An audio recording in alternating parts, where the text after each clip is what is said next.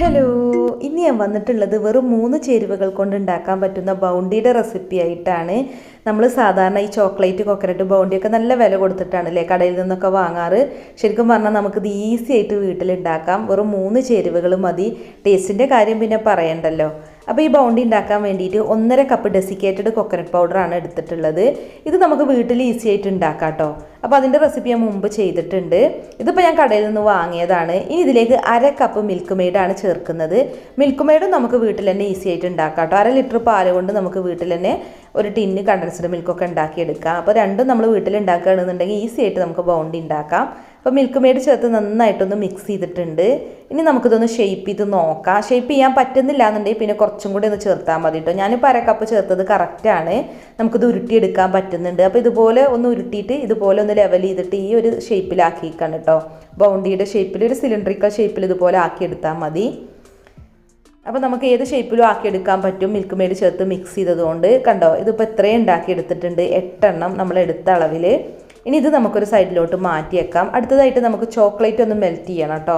അപ്പോൾ ഞാനിപ്പോൾ dark chocolate 100 ഗ്രാമാണ് എടുത്തിട്ടുള്ളത്. ശരിക്കും ഇതിന് മിൽക്ക് ചോക്ലേറ്റ് ആണ് കേട്ടോ വേണ്ടത്. അപ്പോഴാണ് കാണാനൊരു ഭംഗി ഉണ്ടാവുക. പക്ഷേ എനിക്കിപ്പോൾ ഈ ഡാർക്ക് ചോക്ലേറ്റ് ആണ് കിട്ടിയത്.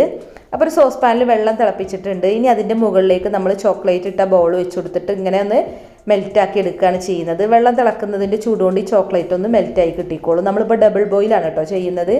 ലോ ഫ്ലെയിമിലിട്ട് ചെയ്താൽ മതി. ഇപ്പോൾ കണ്ടില്ലേ, ചോക്ലേറ്റ് മെൽറ്റായിട്ടുണ്ട്. ഇനി നമ്മൾ ഈ ചോക്ലേറ്റ് മെൽറ്റ് ചെയ്തതിൽ നമ്മൾ ഉണ്ടാക്കി വെച്ചിട്ടുള്ള കോക്കനട്ട് ബൗണ്ടി ഉണ്ടല്ലോ, അതൊന്ന് കോട്ട് ചെയ്തെടുക്കുകയാണ് കേട്ടോ ചെയ്യുന്നത്. നല്ല ചൂടുണ്ടെന്നുണ്ടെങ്കിൽ ജസ്റ്റ് ഒന്ന് തണുത്തിട്ട് ചെയ്യാം. ഞാനിപ്പോൾ ഇളം ചൂടോട് കൂടിയിട്ടാണ് ഇതിൽ കോട്ട് ചെയ്തെടുക്കുന്നത്. നമ്മൾ ബൗണ്ടി ഇതിലേക്ക് ഇട്ടിട്ട് നന്നായിട്ടൊന്ന് ഇങ്ങോട്ട് അതിൻ്റെ മുകളിലേക്ക് ചോക്ലേറ്റ് സിറപ്പ് ഒന്ന് ആക്കി കൊടുക്കുക. എന്നിട്ട് അതിൽ നിന്ന് എടുത്തിട്ട് നമ്മളൊരു ബട്ടർ ഫോയിൽ പേപ്പറിലേക്ക് മാറ്റണം കേട്ടോ. അതുപോലെ എക്സ്ട്രാ ഒക്കെ ഉണ്ടാവും, അത് സാരമില്ല, തണുത്തതിന് ശേഷം നമുക്ക് കട്ട് ചെയ്ത് കളയാം. അങ്ങനെ ചെയ്താൽ മതി, നമുക്ക് അതേ ഒരു ഷേപ്പിൽ കിട്ടാൻ വേണ്ടിയിട്ട്. അപ്പോൾ ബട്ടർ ഫോയിൽ പേപ്പറിൽ വെക്കുകയാണെന്നുണ്ടെങ്കിൽ ഇത് സെറ്റായി കഴിയുമ്പോൾ എടുക്കാൻ എളുപ്പമാണ് കേട്ടോ. അപ്പോൾ ഡാർക്ക് ചോക്ലേറ്റ് ആയതുകൊണ്ടാണ് കേട്ടോ കാണാനൊരു ഭംഗിയില്ലാതെ അങ്ങനെ കറുത്തിരിക്കുന്നത്. നല്ല മിൽക്ക് ചോക്ലേറ്റ് ആണെന്നുണ്ടെങ്കിൽ കാണാനും നല്ല ലുക്കായിരിക്കും. ഇതിപ്പോൾ കുഴപ്പമില്ല, ടേസ്റ്റ് നല്ല ടേസ്റ്റ് ഉണ്ടായിരുന്നു, പക്ഷേ കാണാൻ ലുക്കില്ല എന്നേ ഉള്ളൂ. അപ്പോൾ തണുത്തിട്ട് നല്ലപോലെ സെറ്റായിട്ടുണ്ട് ഇത്. അപ്പോൾ ഞാൻ ഇതിൽ നിന്ന് ഇനി എടുക്കണം കേട്ടോ. ബട്ടർ ഫോയിൽ പേപ്പർ ആയതുകൊണ്ട് തന്നെ നമുക്ക് എടുക്കാൻ പറ്റുന്നുണ്ട്. അല്ലാന്നുണ്ടെങ്കിൽ ഒരു പ്ലേറ്റിൽ ഓയിലൊക്കെ തടവിയിട്ട് അങ്ങനെ വെച്ചാലും മതി, അപ്പോഴും നമുക്ക് എടുക്കാൻ പറ്റും.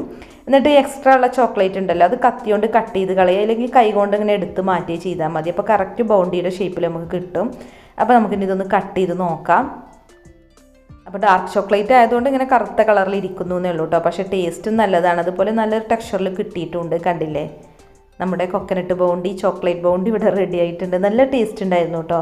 അപ്പോൾ നിങ്ങൾ ഉണ്ടാക്കുമ്പോൾ മിൽക്ക് ചോക്ലേറ്റ് കൊണ്ട് തന്നെ ഉണ്ടാക്കുക. അപ്പോൾ പിന്നെ കാണാനും നല്ല ഭംഗി തന്നെ ആയിരിക്കും. അപ്പോൾ ഈസിയായ റെസിപ്പിയാണ്, ഒന്ന് ട്രൈ ചെയ്ത് നോക്കുക. പിന്നെ വീഡിയോ ഇഷ്ടമായിക്കണമെങ്കിൽ ലൈക്ക് ചെയ്യുക, ഷെയർ ചെയ്യുക, കമൻറ്റ് ചെയ്യുക. പിന്നെ നമ്മുടെ ചാനൽ സബ്സ്ക്രൈബ് ചെയ്യാത്തവരുണ്ടെങ്കിൽ ഒന്ന് സബ്സ്ക്രൈബും കൂടെ ചെയ്യാം കേട്ടോ. അപ്പോൾ മറ്റൊരു അടിപൊളി റെസിപ്പി ആയിട്ട് നമുക്ക് വീണ്ടും കാണാം. താങ്ക്